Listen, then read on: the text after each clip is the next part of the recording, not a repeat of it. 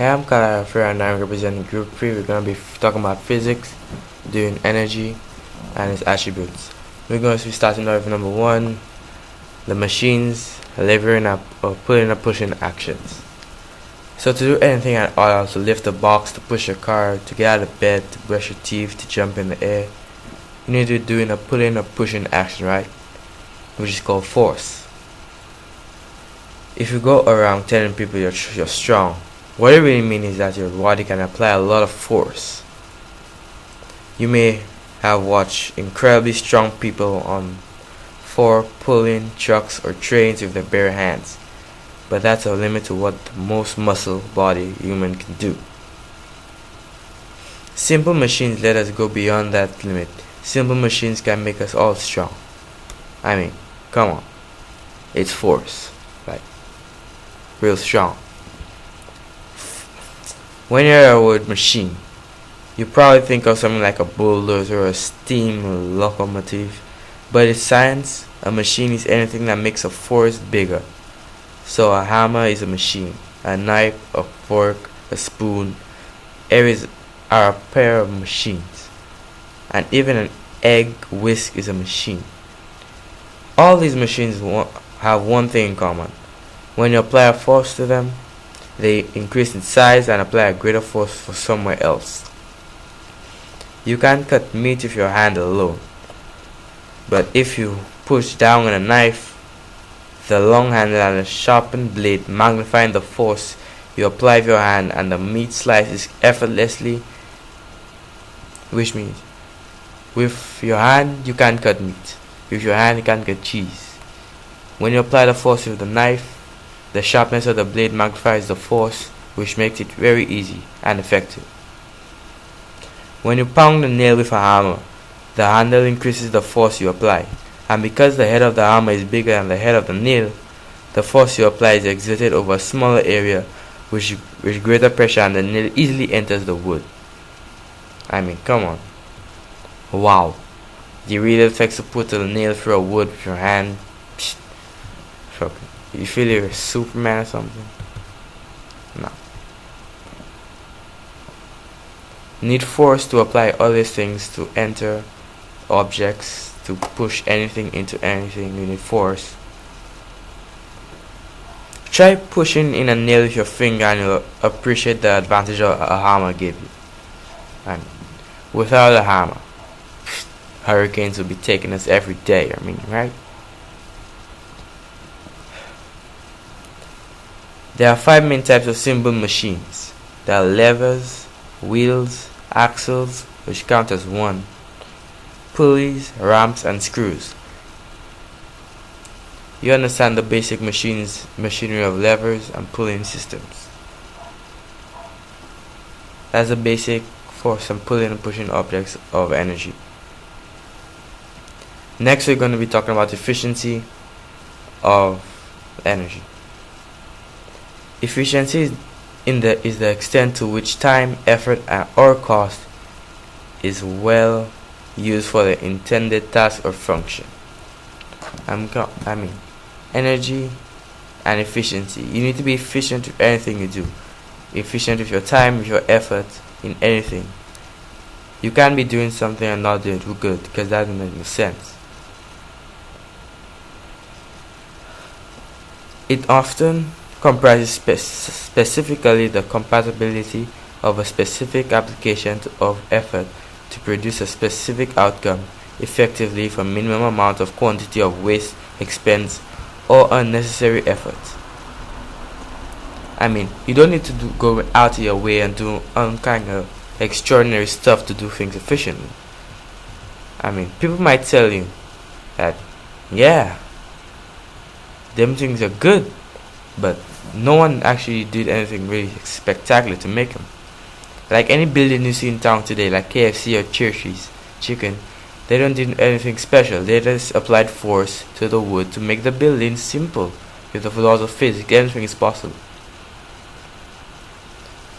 So that's what efficiency mainly is.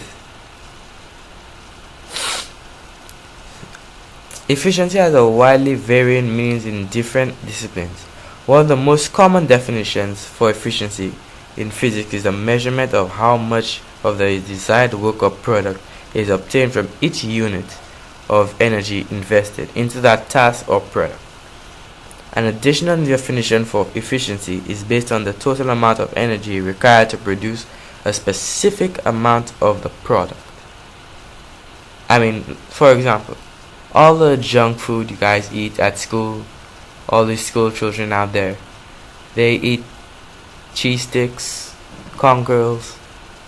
The factory owners and the factory workers have to apply a specific amount of efficiency to make the quantity and the quality of these foods same and efficient. That's why all the food you eat out there today are good and efficient. You wouldn't like a packet of corn girls with one and your friend has one with 26 something.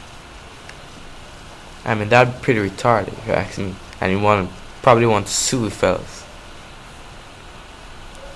So you need to be efficient in everything you do, and energy is really a great stuff. You understand? Next, we're going to calculate the efficiency of relevant systems using the formula efficiency is equal to output over input by 100%. Now, efficiency. Now, pay attention closely. Efficiency is equal to 800 watts over 1000 watts by 100% equals 80. Basically, that means efficiency is equal to 800 watts over 1000 watts multiplied by 100% equals 80. You need to be efficient. By calculating the efficiency of the relevant systems using this formula, you get the input of oh my god. You get everything correct like you want. You don't get anything jumbled or anything random. You get it correct and to the same thing. Next, we're going to suggest ways for energy efficiency in the Caribbean environment. This seems easy, but most people in the Caribbean don't use energy efficiently, and that's why they're gonna complain to the government that no, it's like birds taking your electricity and you have to be paying bills. No, you're doing this on your own. Some genius out there will have a bright idea of actually using energy saving light bulbs. Come on. You know you're gonna have the light bulbs on the entire night. The least you could do is have saving. Some people think they have to have lights in their house looking like some shit like this. Oh my god, it's so bright. No, you don't need that to live. We have to live life based on needs, not on wants. So some ways to reduce energy and to establish energy efficiency in the Caribbean. One, for example, you may turn off the lights when you leave the room. Obviously. You can unplug things when you are not using them. Turn off your television. Open your curtains instead of turning on lights. Change to CF or LED lights. That'll be better lighting system. Instead of leaving your computer on all the time, turn off at least the monitor. Come on. Can't have the computer on the entire day. Lying dry your clothing, cleaning the coils of your refrigerator, put large jugs of water in your freezer, keep the heat down if you have electric energy, turn outdoor motion lights off if you don't need them, or turn down the sensitivity. Try using a solar cooker once. It's really effective actually. It saves a lot of energy when you're cooking your food, because the sun, let me tell you something, the sun has a lot of energy and we don't have to pay for any of it. It saves a lot of energy in the environment and the country. It can do very good. Also, it'll be very good to turn off to put solar power energy in your household. Yeah, and this is probably our end of our little experiment with the physical attributes of energy and how we can exploit them. Don't forget, energy efficiency, great. It can make a life a way better place. Sumum antigita